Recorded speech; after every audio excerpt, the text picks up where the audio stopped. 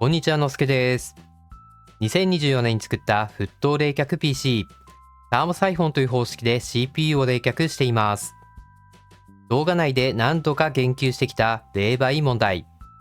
不燃性で沸点が低い液体、ノベックの生産停止に伴い、沸騰冷却 PC もオワコン化という状況だったのですが、完全な解決に至りました。金子化学さんより冷媒を無償提供いただけることになりました。ということで、金子化学さんにちょっと行ってきました。金子化学は工業用洗浄剤を扱っている化学メーカーで、不燃性のハロゲン系洗浄剤、様々なプラスチックを溶解・除去できる樹脂溶解剤、そしてノベックの代替品である機能性液体を扱っています。自社でガス黒などの分析装置を持っているので、高品質な洗浄剤、冷媒を提供できるのが金子化学の強みとのことです。金子化学さん、本当にありがとうございます。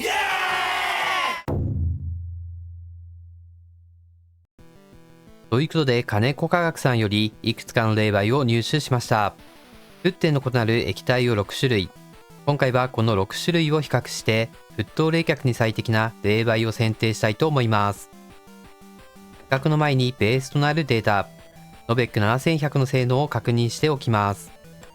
CPU は Ryzen 7 8700G、室温は20度。今回はここに圧力計を表示。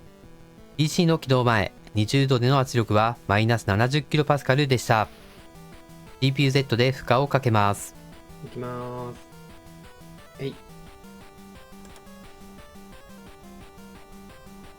以前室温30度環境でテストをした時よりも CPU 温度が低くなりそう。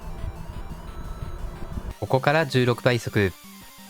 温度上昇はかなり緩やかで、90度のサーマルスロットニングまではいかなそう。消費電力も 80W 以上出ています。10分後の CPU 温度の結果がこちら。10分後の CPU 温度は87度。サーマルスロットニングはされていないので、消費電力も 80W 程度になっています。今回はこの87度を目安に評価をしていきます。圧力はマイナス 46kPa なので、約 34kPa 上昇していました。次は金子化学さんから入手した冷媒。PF135 の沸点は135度。ギガバイトなどがコンピューテックスに出展していた液芯冷却 PC にはこの冷媒の同等品が使われているそうです。真空ポンプで減圧。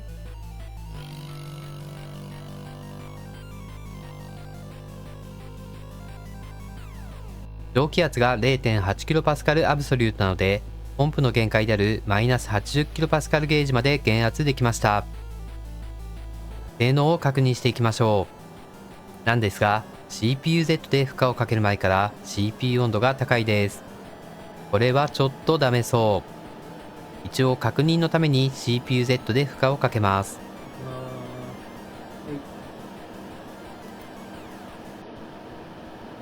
やはりすぐに90度になってしまいました。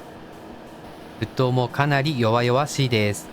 これは蒸発鮮熱による冷却ができなさそう。ここから16倍速。CPU 温度は90度に張り付き、消費電力もサーマルスロットニングによってどんどん下がっていきます。10分後の CPU 温度の結果がこちら。CPU 温度は90度に張り付きで冷却できていません。消費電力を見ると PF135 は 29W まで低下しています。減圧してこの程度の冷却性能なのだから、減圧していないギガバイトの液芯冷却 PC はどの程度冷却できていたのか、ちょっと謎です。圧力はマイナス 70kPa。あまり沸騰していないので圧力上昇も小さいようです。次は HFE7300 なんですが、注入と減圧の動画を撮り忘れました。なので妄想でお楽しみください。HFE7300 は名前から想像されるようにノベック7300の代替品で、沸点は101度になります。蒸気圧は 6kPa アブソリュートなので、だいたいマイナス 80kPa ゲージまで減圧できました。ということでテストしていきます。CPU-Z で負荷をかける前の温度が70度以上。やはり沸点の高い液体ではうまく沸騰冷却ができないようです。 CPU-Z で負荷をかけます。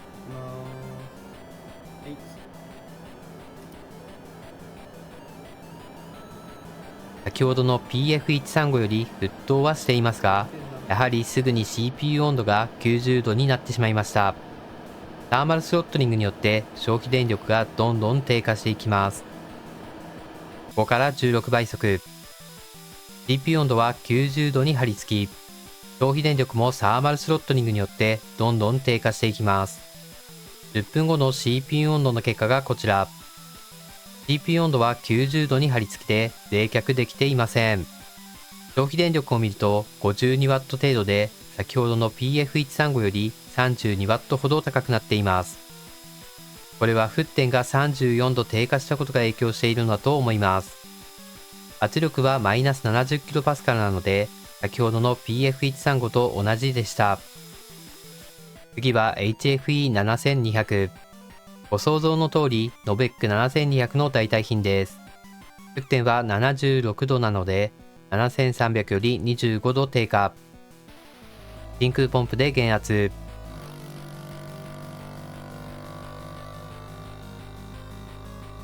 蒸気圧は 16kPa アブソリュートで、マイナス 78kPa ゲージまで減圧できました。ということでテストしていきます。CPU-Z で負荷をかける前の温度が60度以下で、7300より10度以上低下しました。CPU-Z で負荷をかけます。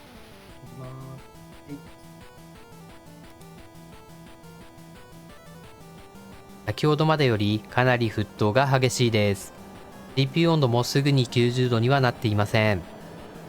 ここから16倍速。CPU 温度は90度にいかない。と思ったけど行きました。なのでサーマルスロットリングによって消費電力が少しずつ下がっていきます。10分後の CPU 温度の結果がこちら。CPU 温度は90度に張り付きで冷却できていません。消費電力を見ると 74W 程度なので、ほんの少しサーマルスロットリングになっているようです。圧力はマイナス 58kPa なので 20kPa ほど上昇しています。次は HFE7100、ズバリノベック7100の代替品です。沸点は59度でほぼ同じ成分なので、ノベック7100と同じような結果になるはず。真空ポンプで減圧。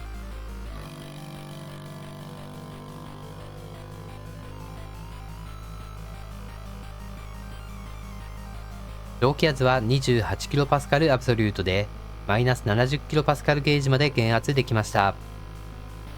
ということでテストしていきます。CPU-Z で負荷をかける前の温度が55度、かなり低くなってきました。CPU-Z で負荷をかけます。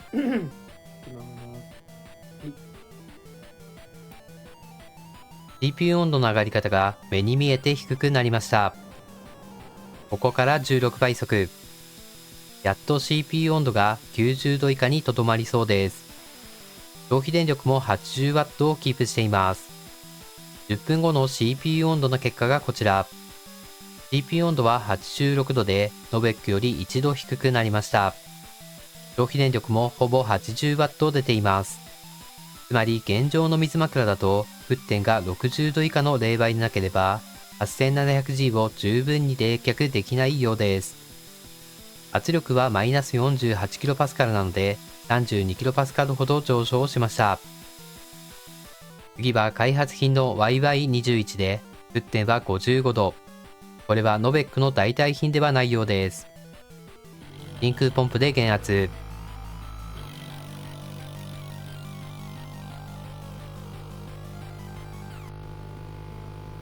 蒸気圧は教えてもらっていないのですが、マイナス 66kPa まで減圧できました。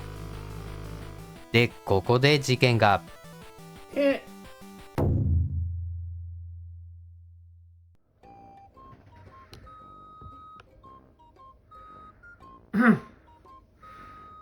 割れた。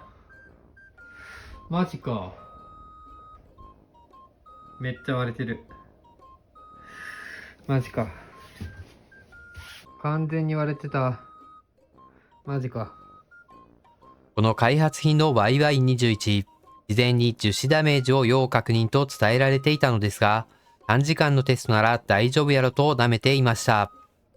その結果、パイピングを2本持っていかれることに。レジンで作った水枕に影響がなかったのは幸い。パイピングを作り直し、同じアクリルの材料しかなかったので、残念ながら YY21 はパスすることにしました。再組してテスト再開。最後の例題は開発品の YY1000。先ほどと同じ開発品ですが、こちらは樹脂ダメージはないようです。沸点が35度とかなり低いので期待ができます。真空ポンプで減圧。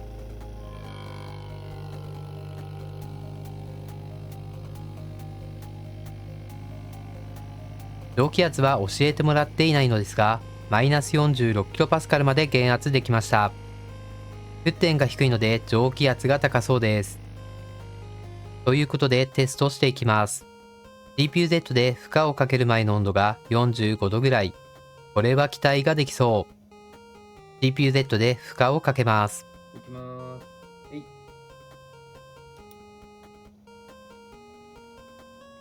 かなり温度上昇が小さくなっています。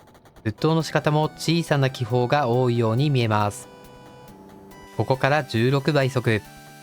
CPU 温度は80度以下にとどまりそう。消費電力も 80W をキープしています。10分後の CPU 温度の結果がこちら。CPU 温度は79度まで上昇しましたが、初めて 8700G を80度以下に抑えることができました。消費電力も 80W 以上出ています。ただ圧力はほぼ大気圧、50kPa 近く上昇してしまいました。元の蒸気圧が高いので、負圧を維持できなかったようです。サーモグラフィーでラジエーターの温度を見てみると、高温側が35度で、低温側が25度。それなりに冷えてはいるんだと思います。今回のテスト結果を沸点で整理するとこんな感じ。ほぼほぼ綺麗な直線になるので、負荷をかけた時の CPU 温度は沸点の影響が大きいと言えそうです。また消費電力を整理するとこんな感じになるので、今の水枕と YY 線の組み合わせでも消費電力 105W ぐらいを冷却するのが限界のようです。ということで今回は金子科学さんから入手した6種類の冷媒についてテストをしてみました。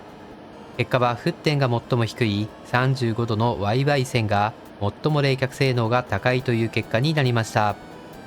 次回はまだ未定ですが、春のアスクフェスまでには沸騰冷却 PC を完成させるつもりなので、高評価とチャンネル登録をして待ってもらえると嬉しいです。